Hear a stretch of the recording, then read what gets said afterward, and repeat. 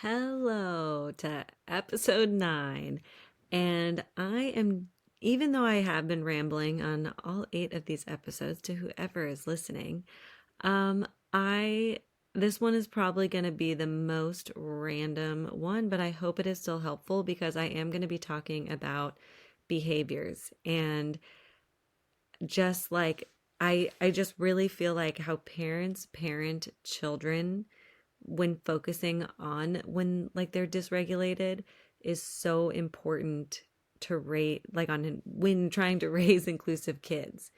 And why do I feel like that's so connected?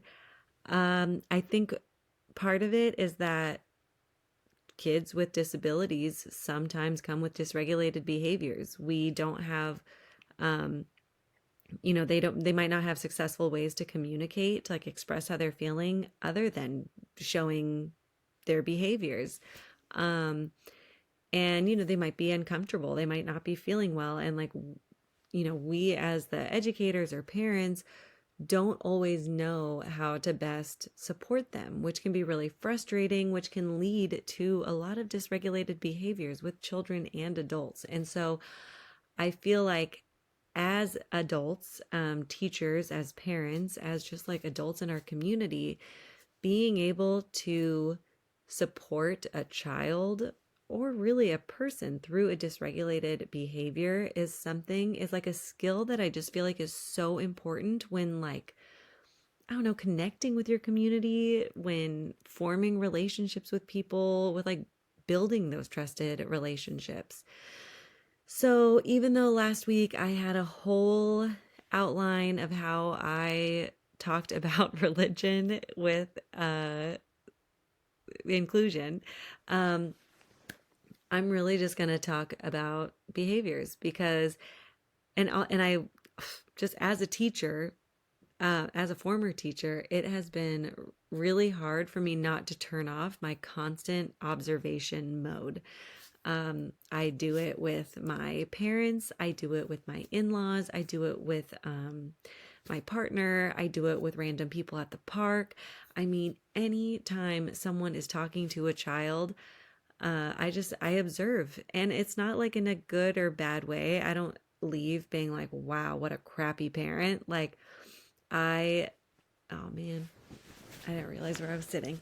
Um, So yeah, I don't like, that's not why I observe. It's more that I observe because I guess I'm trying to like make notes on like, okay, well that's how the parent handled that and that's how the child handled that. So that's probably a pretty like common conversation that they have a lot. And like, if okay, actually, you know what? Today was a great example. We were at gymnastics class and I was with both kids. One was doing the class, the other one we were playing with on the ground. And there were 4 other parents there. So there were 5 kids together in the class, mine, and then each parent had one kid in class. And 2 of the kids, my child gets along with really well. And the 3 of them just play together. They all are very like consensual. They're like, chase me, chase me. Okay, I'm done. Whatever. They stop. Like it's like so great to see the 3 of them having these conversations with each other as like 3 and 4 year olds. Um, and then there were these other 2 kids. And even though all 5 of them got along, they're kids. But these other 2 had a couple of more like behaviors that I was just noticing. Um, One of them got kind of frustrated with someone and just screamed really loud, and it startled the one that she was screaming at. And so that little child, ran away, got comforted by their parent, um, which I'll talk about that in a second.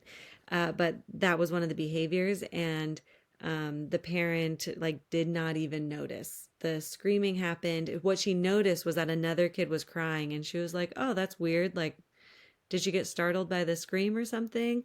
And to me, all I thought about was like, wow, you are like sitting right here with your child right there, and you had no idea that that scream is what set off that other child.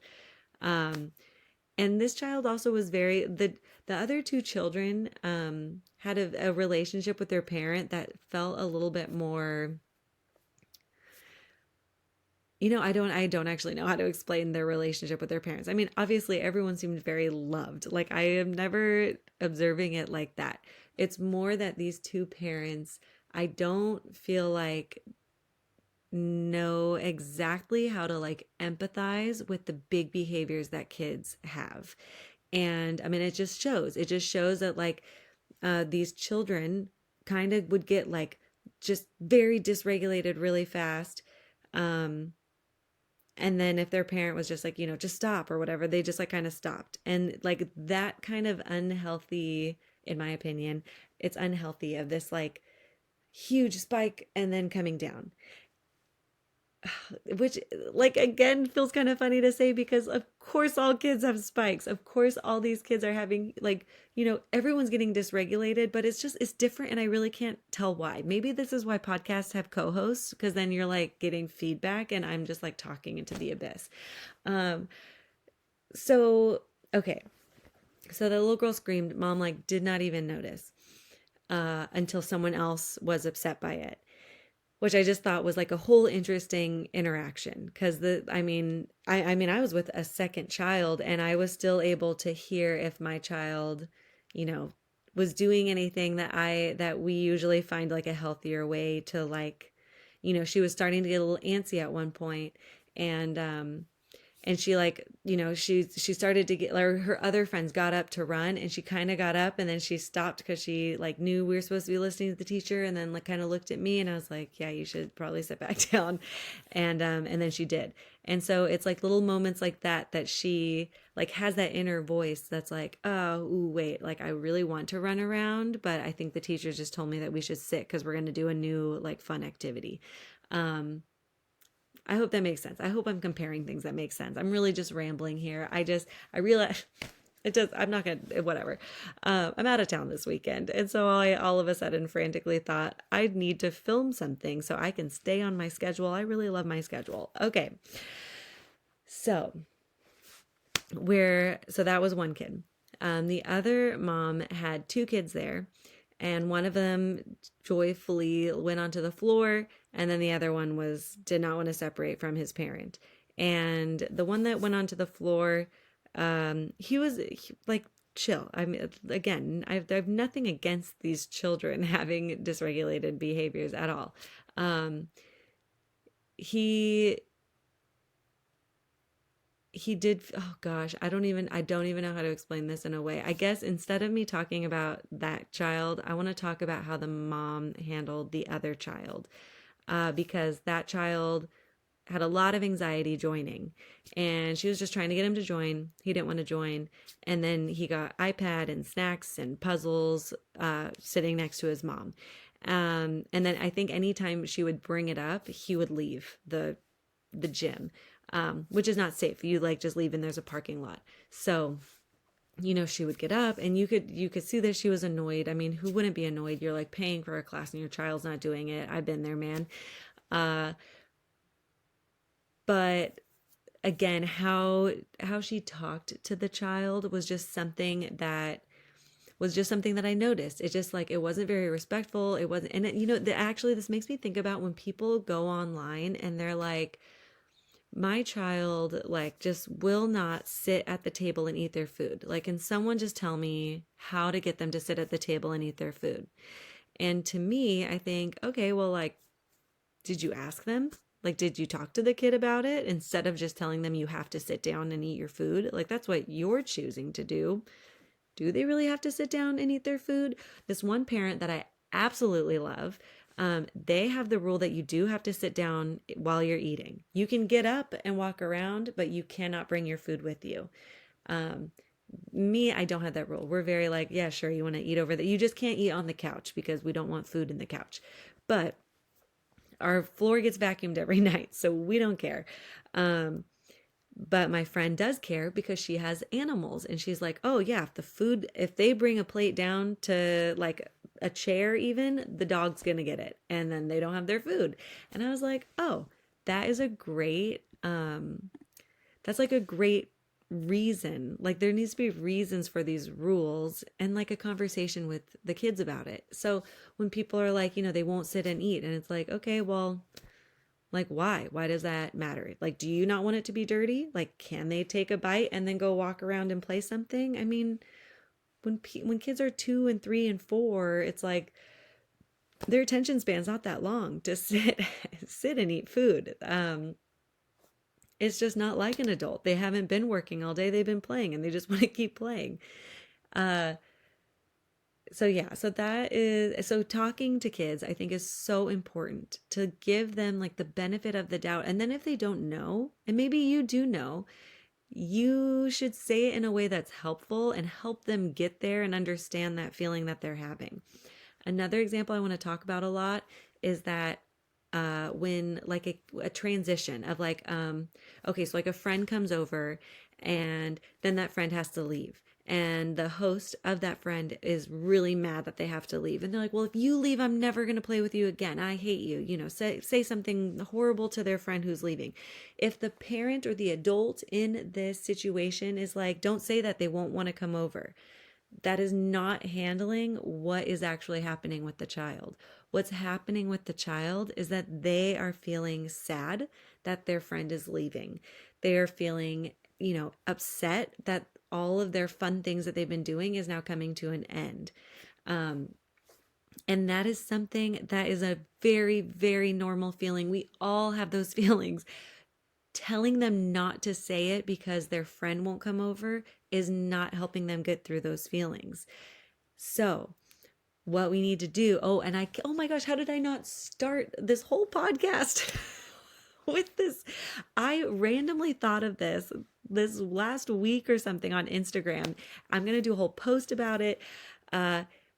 About behaviors, dysregulated behaviors, that we should treat it like a fire. Stop, drop, and roll. Stop what you are doing. Drop down to the child's eye level. Drop down to their level, and then roll through the emotion with them. So your child is upset, their friend is leaving, and they're so mad and they're saying all these mean things towards their friend. Stop. Do not comment on what they are saying. That is not helpful. Understand where that behavior is coming from. Drop to their level so they know that you are on their side with them, and then roll through that emotion. You can say things like, "Oh, you sound like you are feeling really upset that your friend is leaving. I totally hate it when my friends have to leave. But it is time for dinner. Let's work on some things that we can think about. Like, okay, they're leaving. It's upsetting, but when do I get to see them next? Or let's enjoy all of the fun things. Let's reminisce about all the fun things we did. Maybe tomorrow we can give them a phone call or a FaceTime in a week or whatever. And then if you want to be sad, be sad. Don't stop kids from crying or being mad. If they need to hit something, give them a pillow. Don't tell them to shove those emotions in, because as somebody who shoves in crying, it sucks. It's exhausting. And I wish I could just cry and just feel that emotion. I mean, I do cry a lot, but it's a lot of tearing. The real crying is like, not a lot of people get to see that, because I was kind of brought up that crying was like, no one wants to see it. People want you to be happy all the time. And that's just not true. So, stop, drop, and roll, I think is like, I don't know if I need to trademark or copyright that, but I was like so excited when I thought of that, because it just works with so many different things. Sharing is actually another area that I feel like a lot of behaviors come from sharing. And what people keep doing is just saying, no, we have to share. We have to share our toys. That is not helpful to anybody. Unless you're really going off on some beautiful path of that nothing is ours type of mentality, I don't think it's helpful. First step for sharing that I think is so, so, so, so important is to prepare a child that they are going to be sharing. So if someone is coming over to your house to talk to your child about what we're going to share, and really it's hard to like hide a bunch of things. I usually say, if there is a special toy you don't want to share, let's go put it away in like mama's closet or something. And then Two, a lot of times when we are starting to share and and kids are having a hard time, I say, "Hey, let's practice sharing." Because I feel like this makes it not such a like a strict thing or not such like a permanent thing. Like, hey, we're just going to practice. If it doesn't work, we can like take a break. And we also the a couple of the rules that I have with sharing is first off, you never have to share. If you were playing with a toy and someone comes over and wants to play with you and you don't want to, you can say no. That is totally fine. And I will go help that person find a new game to play or a new toy to play with. Um, but I do like to remember those moments because actually tonight was a great example. Tonight, my older child had a thing of stickers, and the younger child came over to be like, "Hey, I want those stickers." And she said, "No, I don't want to share them." And I said, "Cool." And then within 30 minutes, he had a cup that he was like coloring or something. And she came over and was like, "Oh, I want to play with that cup." And he said, "No." And I'm like, "Okay, he doesn't want to share." And she was like, "Well, no, but I want it." And I'm like, "Yeah, but sometimes we don't want to share. Like you had your stickers, you didn't want to share. He had those, he doesn't want to share. It just happens." This isn't a way of me to like make her feel bad. Like it's just kind of a reminder of like, right? Like you had your stickers and you didn't want to share, and that's totally fine. But now that's how he's feeling. He has this cup and he doesn't want to share. And then she was like, "Oh, well then I'll share my stickers." And I'm like, "That's not how that works." And so we try to talk about that. I do think that's a little advanced, but I do think it's really important to keep having these conversations, and it just becomes so normalized that we've always had these rules of like you don't have to share. Um, but if you're expecting them to share with you, like you shouldn't probably expect that. Uh, so I love doing that. And I also love recognizing when sharing happens or when good communication happens. Like, even if one child goes to the other one and they want to share or they're asking to share and they say no and they're like, "Ah, okay," and they go and do something else, I will usually say something. And it's not big. I won't be like, "What a party." No, I'll be just like, "Hey, that was really awesome. You communicated asking to share and then you didn't, and then you like went and did something else. Like, nice job figure problem solving." I usually try to throw in those words of like problem solving. You were working on something hard. I don't really focus on like the end goal or the end thing. I focus on that part in between of like, wow, you did a really great job. You're like still working on it. And I love that you're like trying to persevere. I probably don't say persevere with my kids, but well, I also do. They have a pretty uh, interesting vocabulary for well, my 3-year old. Um, yeah. Okay. So behaviors. So, oh man, there was something else I wanted to talk about. Stop, drop, and roll. Uh, oh yeah, always giving okay, so this will be the last tip and then we're going to be done because this is a lot and I just, rambling. Um, the tip of don't just say you have to share or be nice or, even stop hitting. It needs to be something that you want them to do. So it's like, "Hey, let's have you play with the toy for a little bit, and then they'll play for the toy for a little bit, and then they'll bring it back to you." Like that is a great way that I love to share is where we will practice it being like, "You hold it, now you hold it, now you hold it." Like, "Look, it came back. How fun." Also, I do not have the rule that if the toy drops on the ground, it's like free for all. No way. Someone can be playing with something, put it down, go get something else to bring back. That is still the toy they're playing with. We need to learn to observe each other. And that is what we practice on a lot in this house. Anyways, so be nice. That does not make any sense to kids. You need to tell them how to be nice. So it's like, "Oh, hey, we're not going to hit. We are going to use gentle hands. If you want to get their attention, let's tap on their shoulder or say, hey." Um, you know, be nice. Like, let's pick a toy that they can play with. Like, let's find a game that we can all play together. Like, giving them concrete examples of what we want them to do.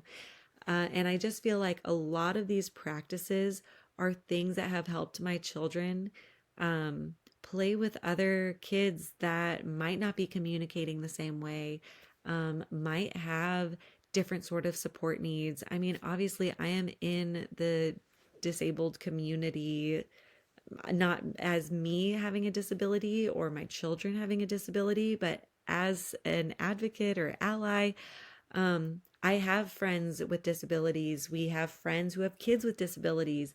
And I have to say that the work that I've done, just, I mean, for my work and then to focus on raising inclusive kids, has been so beneficial in so many different ways. I mean, we have randomly, one of my favorite stories is we were at the park and there was this little girl, pretty sure she's autistic, and she was kind of playing, and then all of a sudden she like ran into the center of the playground and started stimming. She was jumping, she screamed, she was like moving her hands, uh, and my child, the scream kind of startled my child, and she jumped and looked around. And then I didn't say anything. All I did was I just stopped and watched her. And my child stopped and looked at her, and you can see her trying to think about it. And then she was like, and then she looked at me and was like, "Hey, she looks really excited to be at the park." And I was like, "Yeah, she does. Maybe we can play together." And then they kind of did some parallel play. They kind of followed each other a little bit on the playground, and it wasn't a lot, and that's fine. But it was just a really great example of that. My child was like learning to observe the situation and like see different ways of communicating, and I just thought it was so beautiful. Um, and if I was able to cry, I would probably cry right there because it was really just a great moment. So there it is, roughly 20 minutes, episode 9, behaviors, conversations, language, who knows?